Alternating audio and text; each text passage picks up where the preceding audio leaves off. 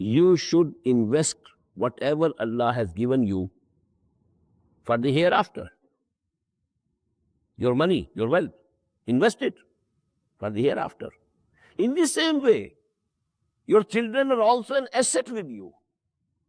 You invest them for akhirah, for deen. If you do it, they will become an asset for you even in the hereafter. You know, as-sadaqatul jariyah, the charity which continues even after the death of a person.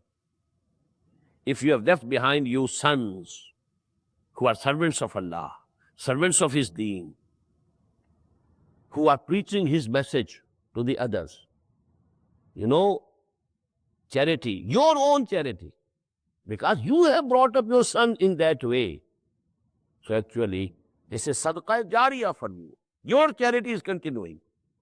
And you will have the reward of whatever they will be doing. They will get the reward. And side by side, your reward, you know, it will also be added, credited to your account continuously. So this is actually that you should do. We want to invest and we want, you know, our money, save it so that maybe when I'm old, this money can support me. You are investing in your sons, especially the sons, you know, because although here, you know, the word is awlad, and awlad covers both sons and daughters. But in Surah Al-Kahf, we find, innama al-malu wal-banoon zinatul hayatid dunya. And here the word is banoon. Wealth and sons are actually zina. They are the beauty of this world, this worldly life. Now you hope that if you have money, you have some bank balance, so you can be contented that you will have something to support you in your old age. In the same way, you hope that your sons will support you. That is why, you know, this awlad was added in the previous ayat also. Ya ayyuhalladhina amanu inna min azwajikum wa awladikum aduwwan lakum. There awlad was bracketed with azwaj. Here awlad has been bracketed again with mal. Innama amwalukum wa awladukum fitnah. Because awlad has two aspects.